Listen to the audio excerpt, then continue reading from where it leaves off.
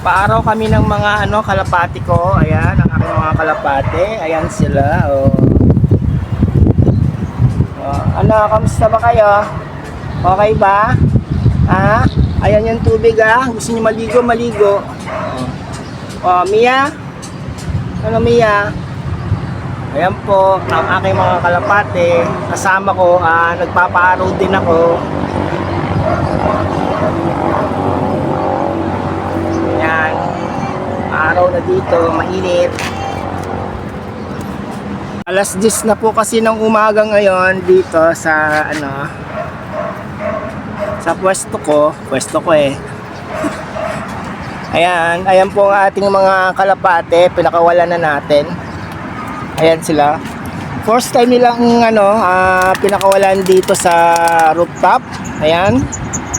Ayan, nagdumi-dumi na sila Ang dami na nilang dumi. Yun lang. Tayo maglilinis ng mga dumi. May ibon. Ano yung ibon? Ayun ang ganda ng ibon Hoy, nawala. Ang ganda ng ibon. Maano yung tuka ng ibon, mahaba. Mia! Mia! Halika Mia!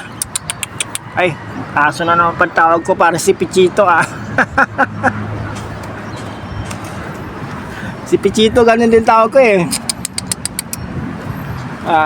kasi yung pangalan ng Pichito hinango sa pangalan ng aso namin si Pichi Ano kayo, kamusta? Okay ba? Araw-araw ganyan tayo papakawalan ko yung araw-araw. Tapos pag mainit na, papasok na. Ayun pa pala yung mga butas doon kailangan takpan ko yun para hindi kayo lumusot doon. Ayun, meron din dito baka lumusot baka ayun delikado doon, baka lumusot sila. Kailangan matakpan yung mga yon. Ang dali. Baka kasi lumusot sila doon, lalabas tong mga to, hindi makakabalik. Kailangan yung mga butas-butas na yun sa gilid-gilid malagyan ng takip para itong mga kalapate natin ay hindi makalabas. Baka sila bumaba. Naka-tape lang sila para hindi lumipad. Mag-iisang buwan pa lang sila. December 14 sila dumating So, ano ba ngayon? 10 na ba ngayon? Ano bang date ngayon?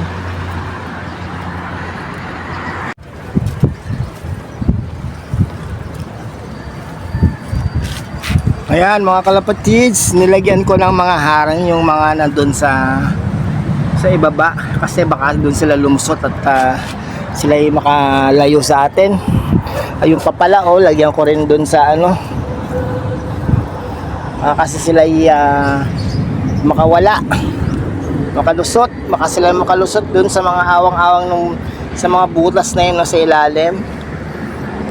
Hindi sila makabalik sa akin. Ayan guys, ibinalik ko na sila sa kanilang kulungan. At mainit na kasi dito sa taas. Bukas na lang ulit. Bukas ulit, gagala ulit sila. Kaya si Mia, naibalik ko na rin. Pero bukas, aagahan natin. Para makagala kayo. Sige na, dyan na kayo. Bye bye!